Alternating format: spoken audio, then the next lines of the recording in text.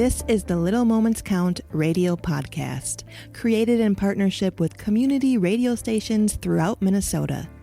Each episode, you'll hear interviews with early childhood experts on how to support the important brain development that takes place in the first 1,000 days of life, just through little moments every day. Learn more at littlemomentscount.org/podcast. Walter Q. Bear Banks Jr. got you, no doubt, as we lock in with Little Moments Count.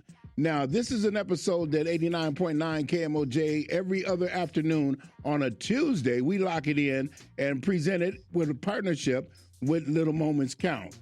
Now, just for the record and so that you know, Little Moments Count is a statewide collaborative focusing on helping parents and caregivers learn about the importance of the brain development in the first 3 years of life.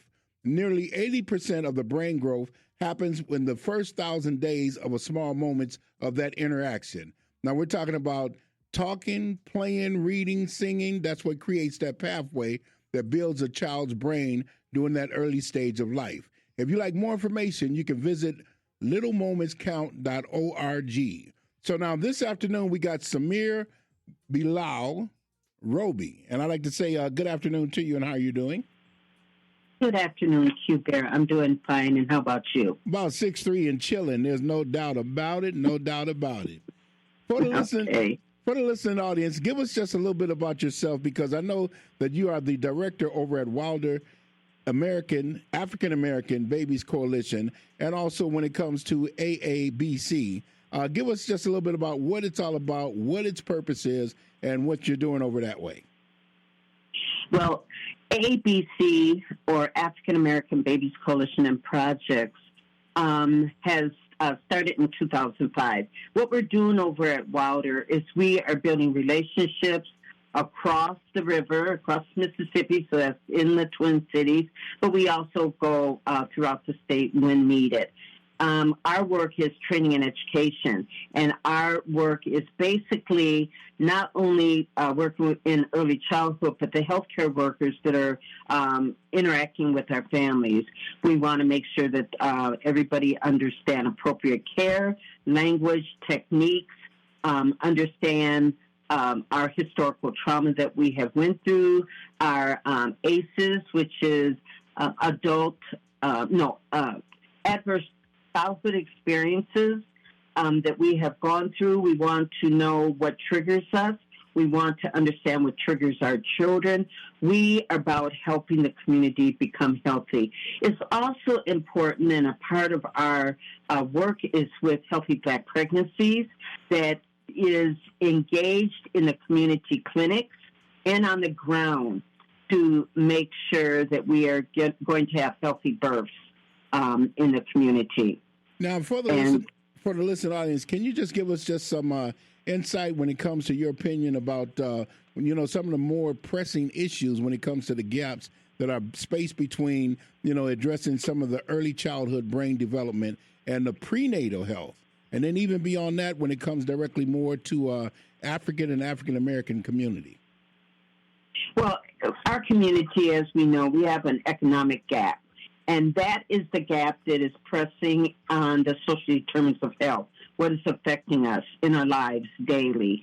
If it's about food, housing, education, health, the prenatal, as far as we want to be able to address that every woman is getting to her appointments, and so that she will have a healthy baby, healthy birth, and that she has and understands what choices that she really has. So the gaps are everything that goes on in our daily lives that affect us, and why are we, along with the Native American community, why are we in crisis with the delivery of babies? Why are we in crisis with all those social determinants of health?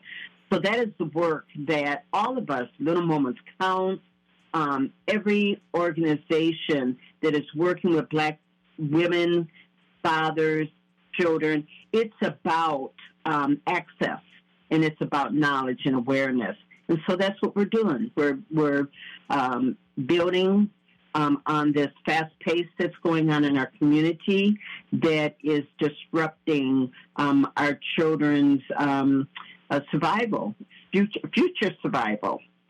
Now, one of the things that you had mentioned in between there was fathers, because a lot of times the men get left out in situations when it comes to some of the situations of being in a relationship and then separating yourselves from a relationship. But then at the same time, knowing that it really does take the mother and father in order to work together in order to help with the growth of that child. So is there some kind of recommendations you could give to parents or either caregivers who's working in that field or in that part to show some support or some healthy development when it comes to the African-American babies and their growth? I want to just give maybe 6 recommendations, and that's only 6. There's a lot of work going on, a lot of ways that we can help you. There's a lot of soft handoffs that are going on in the community to get you to the services you need. So here's my 6 recommendations. Make sure you have healthcare providers who answer all your questions clearly and are respectful. And don't be overwhelmed. Just keep pushing. The next one is understanding what institutions can ask or not ask. So make sure you know your rights. Another one is attend your children's school conferences and their events. As a family, even if it's a single mother or single father, get to those events. The children really are looking for you. Another one is go to all the health care appointments that you have.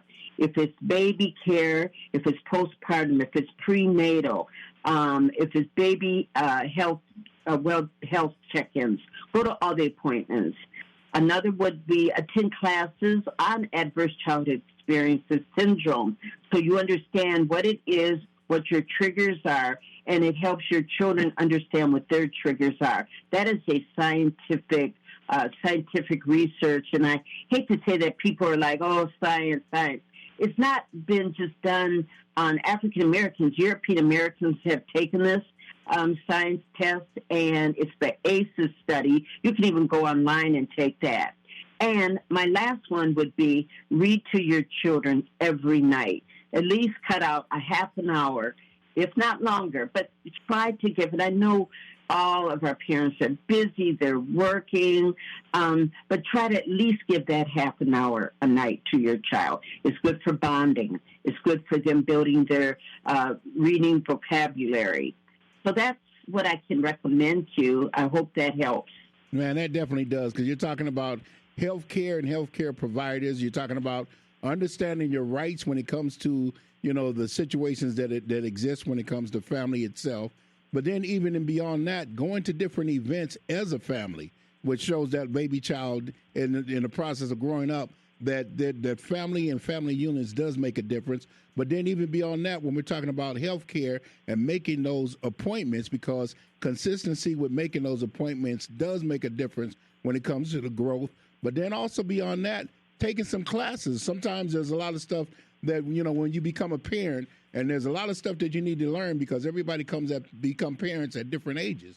And there's different stages of learning and capabilities. And so I definitely will agree with you on all 6 accounts.